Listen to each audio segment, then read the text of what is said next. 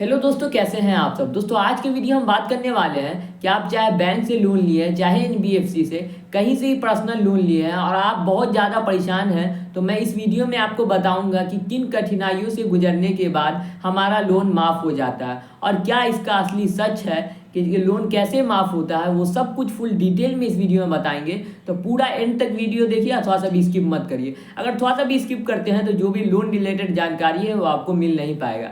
और मेरा channel subscribe कर दीजिए और नोटिफिकेशन ऑन कर लीजिए कि आपको इसी तरह का एजुकेशनल कंटेंट मिलता रहे।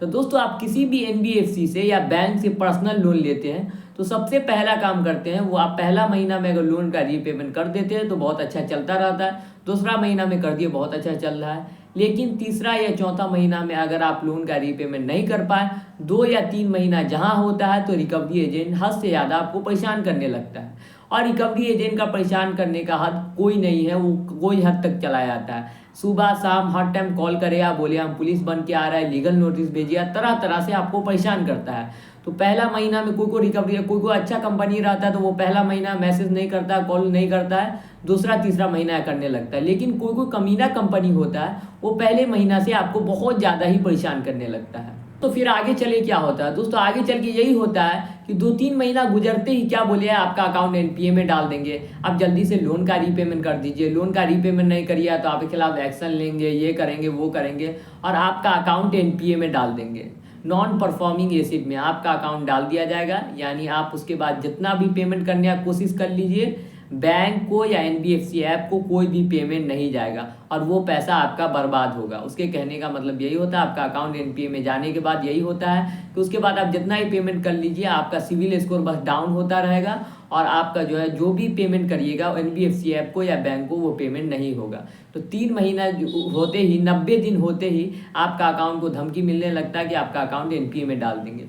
उसके बाद अगर एनपीए में डालने के बाद फिर से वही वाला ड्रामा स्टार्ट रहता है कि आपको लीगल नोटिस भेजेंगे, ये करेंगे वो करेंगे। उसके बाद भी बहुत आदमी पेमेंट नहीं करते तो वो बहुत ज़्यादा थक जाता है और आपके सिविल स्कोर का एकदम धज्जी उड़ा देता है, सिविल स्कोर एकदम ख़राब कर देता है। उसके बाद लास्ट में क्या होता है कि बहुत बार जो है ना वो परेशान होकर लोन सेटलमेंट का ऑफ़र दे देता है। कोई भी कंपनी लोन सेटलमेंट का ऑफ़र तब देता है जब वो बहुत ज़्यादा परेशान हो जाता है। अब वो लोन सेटलमेंट का ऑफ़र तब देता है जब 6-7 महीना गुजर जाता है। तो ये बात का आप ध्यान रखें, 6-7 महीना होता है तभी लोन सेटलमेंट होता है। तो कोई भी ऐप वाला, कोई भी यूट्यूबर आपको बोले कि लोन सेटलमेंट हो जाएगा, अभी 1-2 महीना ही लोन लिए हुआ है और आपका लोन सेटलमेंट हो जाएगा, तो उसके पीछे मत भागिए, वो आपके साथ स्कैम करेगा, आपका पैसा लेके भाग जाएगा। तो ये बात का पूरा ध्यान रखिए, क्योंकि लोन का कभी भी जो सेटलमेंट होता है वो इतना जल्दी नहीं होता है। वो जो है ना 5-6-7 महीना बाद ही होता है, जब कोई भी एनबीएफसी कंपनी उससे थक जाता है तब जाके लोन सेटलमेंट होता है।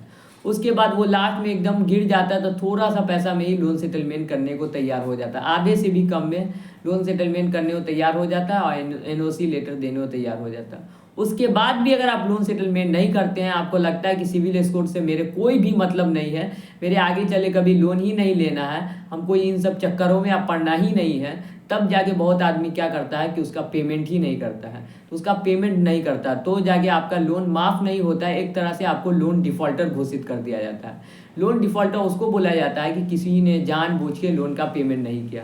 तो यही होगा कि आपका लोन इसी तरह माफ़ हो सकता है, ये सब चक्करों से गुजरना पड़ेगा। 2-3 महीना 4 महीना तक आपको रिकवरी एजेंट लगातार परेशान करेंगे, आपके घर आएंगे, कॉल करेंगे। उसके बाद लास्ट में हो सके तो आपका कम का लोन रहता है 10,000 या 15,000 का, तो आपका लोन माफ़ हो जाएगा। तो आपका लोन इस तरह से आपका माफ़ हो सकता है। तो दोस्तों, ये वीडियो अच्छा लगा तो मेरा चैनल सब्सक्राइब कर दीजिए और नोटिफिकेशन ऑन कर लीजिए कि आपको इसी तरह का एजुकेशनल कंटेंट मिलता रहे। तो बाय दोस्तों।